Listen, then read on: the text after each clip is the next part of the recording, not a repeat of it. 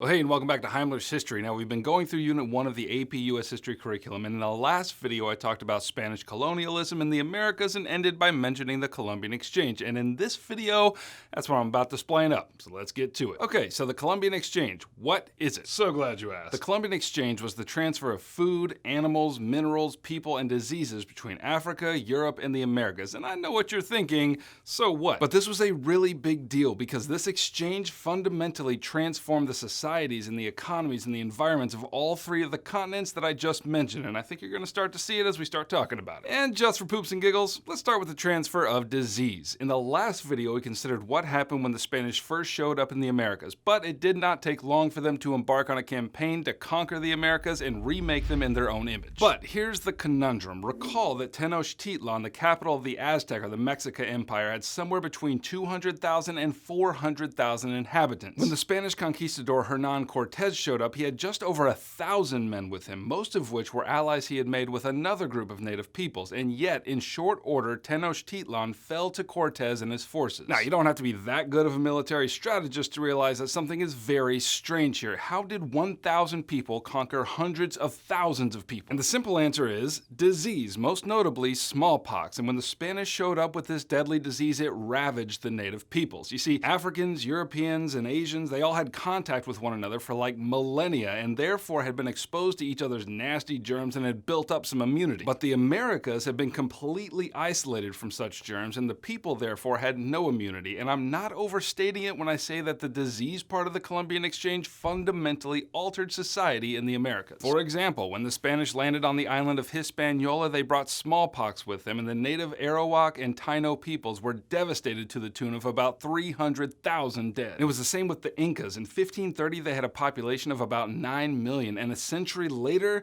their population was 500,000. And the Aztecs and the Maya and all the surrounding regions had a combined 40 million people in 1530, but 150 years later, they had a combined 3 million. Okay, so you're starting to see that the Columbian Exchange was a big deal.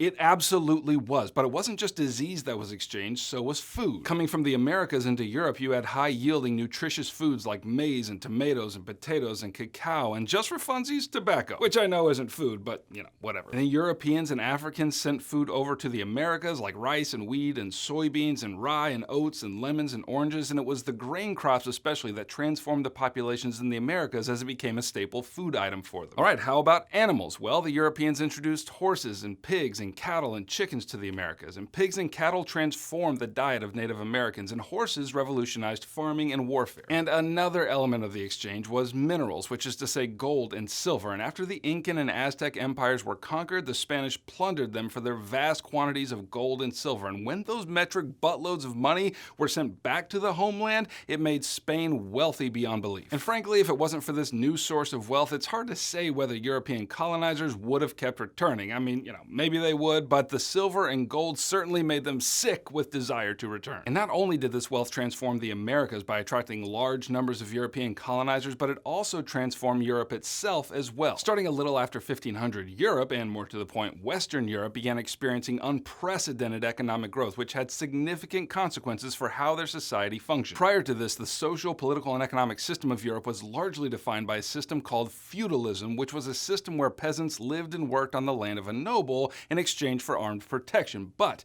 this influx of wealth hastened the end of this system. And then what came to take its place was a form of capitalism, which is an economic system based on private ownership and the free and open exchange of goods between property owners. Additionally, people were transferred in the Columbian Exchange as well, and starting with Christopher Columbus, Native Americans were enslaved and taken back to Spain, and admittedly, this was a relatively small transfer of people. Far more significant was the transfer of enslaved Africans to the Americas. They were captured and sold on the African coast, crammed into ships in astonishing numbers, and then were made to endure the brutal Middle Passage across the Atlantic Ocean, in which many of them died of disease and starvation before even arriving. And when they did arrive, they were sold into bondage to the highest bidder. Now, we're going to talk a lot more about that in the next video, so I'll leave it there at this point. So I focused a lot on the Spanish in this video only because they were the first to begin colonizing the Americas, but soon many Western European nations will join the Spanish in this New World colonization colonization and participate in the Columbian Exchange. But one more thing is worth mentioning, and that's how the Spanish finance all this exploration and how other colonizing nations would later innovate upon this. The Spanish colonization effort was driven by the state, and specifically its mercantilist economic policies. And in case you don't know, mercantilism was the dominant economic system of Europe during this time. And basically what you need to know about mercantilism is that it depended on heavy governmental direction and intervention. Later, other nations would privatize exploration with a new model of funding, namely joint stock companies. We're going to talk much more about that in Unit 2, but I just wanted to mention it here by way of contrast. All right, that's what you need to know about Unit 1, Topic 4 of AP US History. If you need help getting an A in your class and a 5 on your exam in May, then click here and get a view packet. If you want me to keep making videos for you, then subscribe, because that's how I know you want me to keep making them. And if you do subscribe, I will oblige and keep making you videos.